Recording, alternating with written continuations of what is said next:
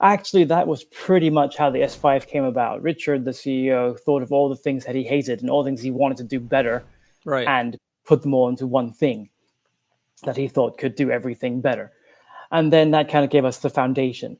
After that, everything was a case of researching what technology was on the market, what we could bring to market, within reasonable timelines. Hello, everyone, and welcome to another episode of All the Smart Things, a video series from IoT for All, the #1 publication and resource for the Internet of Things. I'm your host, Ryan Chacon, and on today's episode, we have Andy Knight, the creative content director and global head of brand at Roborock. We are here to talk about the Roborock S7 MaxV Ultra, a fantastic smart vacuum product. As with other episodes of this, the idea is not just to feature the product necessarily and give a review of it, but more so focused on that behind the scenes look of bringing a product like this that is a smart connected product to market. Talk about the key features, the story behind the production, story behind the creation of it, challenges that they went through in development. Just to kind of give you some insights into what it takes to really bring one of these products to market for the end users. So all in all, fantastic conversation. If you're not familiar with Roborock, I definitely recommend you check them out. They do some fantastic things when it comes to robotic home cleaners and other cleaning appliances. I've been a user of their devices for a number of years, even prior to having them on the show. So I think you'll find a lot of value out of learning what they've done, how they've done it, and why they do what they do. Welcome, Andy. Thanks for taking time to do this with me today. I appreciate it. Thank you very much, Ryan. Yeah, I'm very excited about this conversation. Big fans of your guys' products. We've been using them here for two and a half years now. So I'm finally glad to have someone from the team on that can talk more about your products, talk about how they work, the story behind them, the challenges faced in creating a smart product for the consumer market. And I'd love it if you could kick us off by just telling us a little bit more about yourself. Sure. I'm Andy Knight. I'm the creative director for Roborock, and among one of my many of the things I do is that I try and help this company create the international image that it wants to have to sort of really highlight the quality of its products, so that they're beyond the budget robot that you might buy from other things made in the same country, designed in the same country. Right. Yeah, absolutely. And speaking of the company itself, Roborock, tell us a little bit about the company, high level kind of overview, role you all play in the space, that kind of thing. So Roborock considers itself a very premium robot vacuum type company, not just robot vacuums anymore. We now make other appliances as well. So if you think of the big names that people that you really admire, we want to be considered up there with them, and we're working hard to get there. And the company started out about quite a few years ago now. And basically what happened was our CEO was fascinated by the idea of robot vacuums. And he bought one after another after another. And this is going back 10 years. Sure. And yet he says he tried 20 models. Whether that's true or not, we have no idea. But let's say he tried 20 models and hated every single one of them. Okay. And being a smart guy who can code, he thought to himself, you know what? I'm just going to make a better one. Sure. And according to a lot of people, he did. And that became the S5. And here we are from there. Fantastic. Yeah, we've we had experience with the S5 Max, the S6 Max V, and then now your new one. Yeah. So from your understanding of the history of the company, can you talk a little bit more about who the target audience has been for the organization as they've kind of developed different products for this space? Yeah. I mean, target audience actually for this kind of product is pretty much anyone. Okay. Anyone can really get a lot of use out of this. You can be a student sharing a room who doesn't ever clean. You can be a grandma living on her Right. own. You can be a guy in his 40s living with his wife and kids. Right. It's like a dishwasher. Everyone needs this kind of product, and everyone can find a lot of use out of it.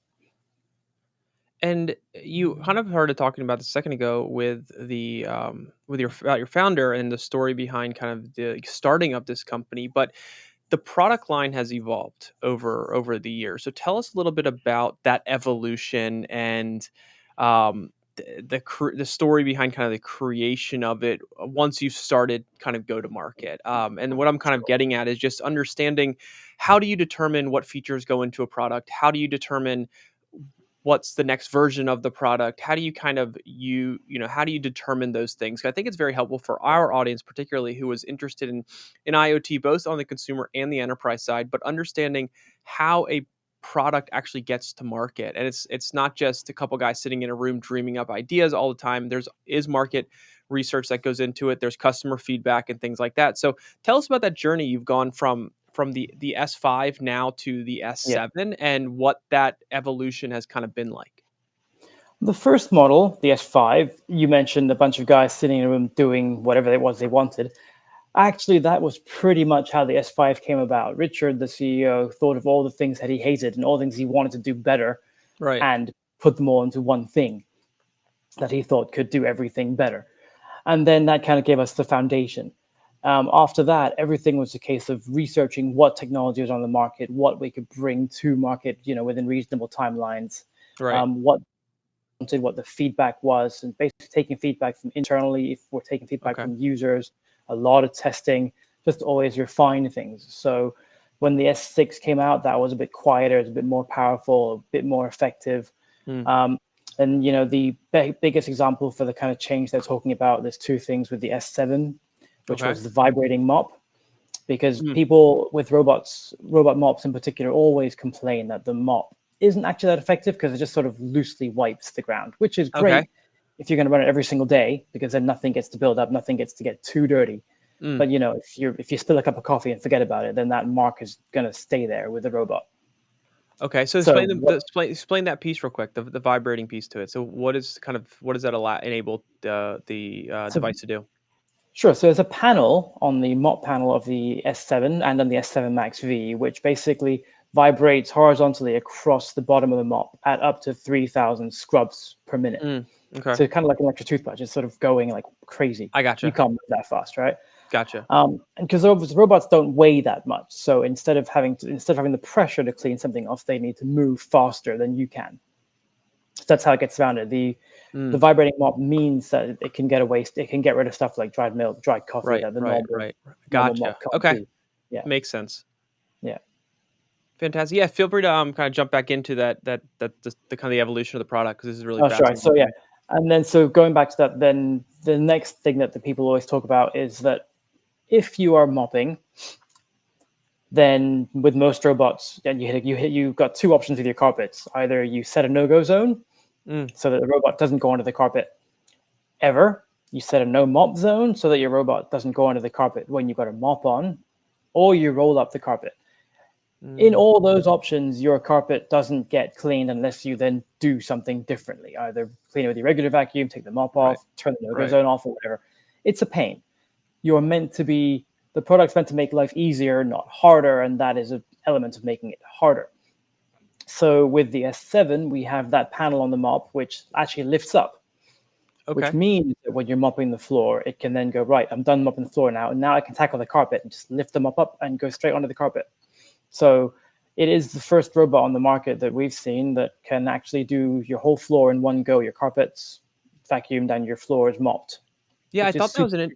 was that was super interesting when I saw that as a feature for the new device, because when we were playing with the S5 initially and testing that, that was a question I had is well, we want to mop, but we also want to vacuum, but I don't want to have to do anything. I just want to Yeah, tell the device to go and have it schedule and just go around my house and be done with yeah, it, right? And then the yeah, next piece that I was looking at is from a hands-on perspective. It's like, well, now I have to go empty it, and I have to yeah, change things, put water in and things like that. So then when yeah, the S6 came out and I saw that you had something like this a little bit smaller that allowed you, to kind of handle some of that hands-on pieces. um, I really couldn't really imagine where it was going to go next. And then when I saw this yeah, come out and saw that there's 3 units here, to allow it to empty the dust, empty the bad water, and put new water in, it was like you can see kind of just the evolution of the ease of use that these products are going to have. yeah, And exactly. and that was super fascinating to me, because you also kept a lot of the same features from early on. At least, I mean, they've been upgraded, but a lot of the features I Yeah, really liked about being able to remotely drive the vacuum around the house when you're not home, to check on your pets, to speak to yeah, your pets, things like that, I thought were really cool.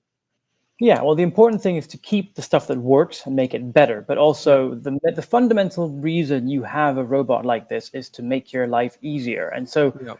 the company always looks at the ways that the robot is making life easier. So what works, but also the quirks or the rituals you have to do Right. but then make life harder again. Like, as you said, having to empty it or having to wash the mop or all these little things that you'd have to do less, but you still have to do. And how can you make you Right. do them even less? Like, how to make Yeah. it even easier? Let me ask you, when we're, obviously you kind of talked about it briefly, but this your founder purchased a number of these vacuums, tested them out, found what he liked and what didn't, and then, Yeah. kind of evolved and built this. What is the current landscape look like in this market, from your perspective? Not necessarily like, there's obviously more budget friendly ones, there's higher end ones, there's ones that do X, Y, and Z, but just how do you kind of view the current landscape? Because it's evolved a lot from, the first robot vacuum that ever was out to things, like this that Yeah. are pretty impressive. But how do you kind of all view the landscape from a business perspective? It has evolved a lot. I mean, when the robot vacuums first came out, they were pretty much the domain of techie, nerdy people who were willing to sort of Right. have something that didn't really work that well but looked cool. Um, and these days, it's like almost a $6 billion industry. And the technology itself is normalizing. The idea that you only have one if you're a tech nerd is Yep. kind of fading, much like the smartphone did. At first, Sure. people didn't want smartphones. They wanted the brick ones because the smart ones too complicated. We are slowly getting to a point where, and I'm going to use a dishwasher analogy again, where anyone who just doesn't want to do this chore will get one because it's just such a natural thing to have Right. that makes your life better the moment you have it. 100%. And I mean, there's particular, obviously, the main groups you can imagine are the ones that buy it. So, like families with young kids are particularly big groups, and pet owners as well. And then a Mm. really big segment of professionals as well who just don't want to have to spend time cleaning. Right. Absolutely. One of the questions I did have is about the technology that you all Yeah. kind of utilize in the products. Um, there's connectivity technologies, there's the lidar technology, but can you give us a little rundown of the different technologies involved? And the reason I'm asking is because, being a more IoT focused publication, we talk a lot about the technology in different applications and how, Bluetooth is being used, Wi-Fi is being used, lidar is being used, things like that. So could you talk a little bit about the application, kind of on the key technologies in here that have really allowed this to be what it is? Right. I'm trying to think because there's a lot and lot of. I wonder how granular I should go. Because you've already Uh, mentioned the lidar, which is for navigation, which we use to do all of our mapping and to do all your homes and all your. And the lidar is also what powers all your room recognition and your mm, your custom routes, all that kind of stuff. Um, and then on the S7 Max V Plus, you've also got the camera at the front, which does your object recognition, your hazard right, recognition. right, That's one. right. Yep. Accompanying the camera is a 3D structured light system, which is for object recognition, object identification, but not recognition. Mm, So the object recognition stuff will recognize, say, a pair of shoes or a bunch of right. iPhone cables, that kind of thing, but it won't recognize, say, a mug of coffee on the floor or a dog Mhm. bowl. In those cases, the structured light system will see it, will locate it, will tell the robot how big it is, and then help it go around it. Gotcha. The Viber, there is at the front. There's an ultrasonic sensor that kind of beams ultrasonic waves at the ground, and Mm, then it monitors the echo. okay. When that echo is sort of muffled in a way, then that's how the robot knows it's got a carpet, and then that's when it Oh, will trigger the mop panel to lift at the back. okay. The mop panel lifts with a bunch of pulleys and cables. You can figure that that's a fairly basic mechanical thing, and the same for the mopping. The same for the vibrating mop. Yeah. Yeah, more so, I guess, from our end, the sensors I think is super fascinating, and the connectivity side of it. So, They I are didn't, okay. So yeah, sorry, there's a few additional sensors. Then in that case, there are. Well, I think on your one there are five what we call cliff sensors, which are downward-facing infrared sensors, okay, which are when the robot goes when the if you've ever used one of these robots on like a staircase or over a ledge, you'll sure, notice that actually it pops over the edge before it turns back. And that is because on the nose you have these cliff sensors, and when it senses a drop that's above 7 centimeters, it will go, okay, I probably shouldn't keep going forwards, and then it will reverse and go backwards okay, again. gotcha. And I think and then there's the Wi-Fi. In terms of sensors, that's all I can immediately think of. There's no Perfect. Bluetooth on these. Yeah, that's great. I kind of appreciate breaking that down because most people come to appreciate the value of these types of devices for what they do, but they don't necessarily get into appreciating all the different technologies that are really taken tons and tons of time to evolve and mature to a point that can be used in a way that make this device do what it does on a daily basis to make people's life easier. So I always love kind Yeah. of just learning about that. One of the last questions I wanted to ask you here was during the development of this product in particular, what were some of the challenges that you all encountered and had to overcome in order to get this to market? Just from the Yeah. development of a smart device standpoint, like what kind of things maybe people out there listening be like, "Oh, I didn't know that was something they, that potentially was a challenge, or they had to think about this a little bit more Yeah. to bring something like this to market." Can you talk a little bit more about that? Sure. So um, the biggest one with this is actually the mop cleaning system, because as you can probably imagine, you normally take one of these mop pads and chuck it in the washing machine and let that do all the work for Sure, you. sure, sure. How do you as the user let the robot clean that mop pad when you don't have all the space, you don't have vast amounts of water, you don't have tons of soap? Yep. So basically, with a lot of experimentation, what the company did was they do what they've called a spray, a brush, and a squeegee method. So basically, hidden away inside that dock, you have a little roller wheel with holes on it to squirt water out, and then also a spinning brush system that runs across the bottom of the mop, backwards and forwards, soaking it and also whacking all the dust that it's picked up out of the fibers and into the water. And then it's got like a squeegee panel, which then scrapes all of that under quite a lot of pressure, all the way to one end of the robe of the cleaning pit, which and then that's where it is drains up into the top. But the clever thing is, with something like this, you'd expect to have to clean the cleaning system quite a Hmm. lot because it's obviously pulling in lots of fine dirt. Right. The our Because the whole objective is to not give people more work, the last thing you want to do is to give them something different to clean. So as our mop cleaning system is cleaning your mop, it actually is at the same time swiping all the bits of dirt that it's pulled out from the mop to the Mm. same place that the water drains out to. So it's cleaning itself and it's cleaning the mop Wow. at the Okay. same time so that you have to do as little as possible. Hmm. So that whole system was very, very hard to work out. I bet. Now, and let me ask you one other thing. And again, you don't have to give away any secrets here, but what does the future of these devices look like? Like, just even high level, like where does this go? I mean, if you looked at the S5 to where we are now, there's a lot of evolution in the product, but I don't know if when I was using the S5, I would have been able to envision a lot of the stuff you all have been able to. But how do you all think about kind of the future of the space?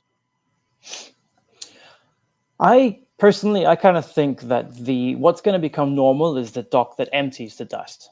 From Hmm. basically going to be, they're all going to have that as standard pretty soon. But a lot of features are going to stay fairly high end, like the object recognition, the mob cleaning, that kind of stuff. Right. I can't go into too much detail, but I Sure. think if Sure. you can imagine, all you need to use something like this for a while and then go, okay, that's really annoying. I wish I didn't have to do that. Yeah. That is probably something our techs have gone, yeah, we should fix that. And Yep. that's the next thing that'll come along. Yeah, and it's like I said, I've been using the S5 for a while, and or the S5 Max, I guess I should say, and this has a lot of the things that, as a tech person myself, was just thinking about. Oh, I wish I could do this. I wish I could do that. I wish I could empty. I wish I didn't have to take the mop off, or and change for changing surfaces and adjust things for there. I wish I could just turn it on, set it to a schedule, have it run, have it empty itself, have it add new water, have it take the dirty water out, not really have to clean anything, just let it handle itself. And that evolution has happened from the S5 to the S6 and now the S7. So um, it's super interesting to kind of see. And then once I play with this even more and continue to test it, I'd be curious what kind of things come up just as a general user to be like, oh, I wish it did this. And then see the next version and kind of watch the evolution kind of continue to grow. So If it's only pretty we cool. climbed, yeah. If only we Yeah, climbed climb stairs, right? stairs. Yeah, climb stairs. Go down the steps. Yeah, if we can do the whole house. That's the next Yeah. the big thing. But That's why honestly, you the buy two robots. yeah, exactly. You have to buy one for each floor.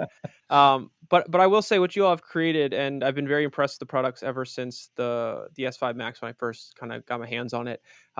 It's been very cool to see. the role you all are playing in the space and the evolution of your products. So congrats on kind of all the success you've had. And I wanted to ask for our audience, if they're out there interested in looking more into this and want to purchase, where can they do that? You can buy Roborock products from Amazon, from the Roborock store, and from Walmart.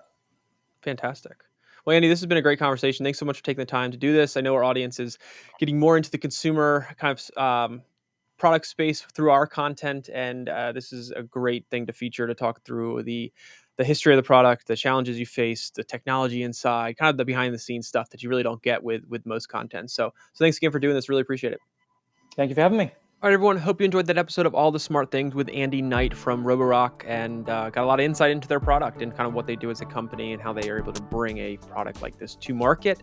If you're interested in learning more about where you can purchase it, you're able to kind of go to their website and check it out at us.roborock.com. They have a lot of different products on there to kind of explore as well. If you have any, outside of that, if you have any product that you might be interested in having featured on the show, please feel free to reach out to me at ryan@iotforall.com, or leave in the comments if you have any products you think would be cool for us to dive into, potentially try to get the creator or the founder on, talk about the behind the scenes look of their product and what it took to bring it to the users. But all in all, thanks so much for watching, and we'll see you next time.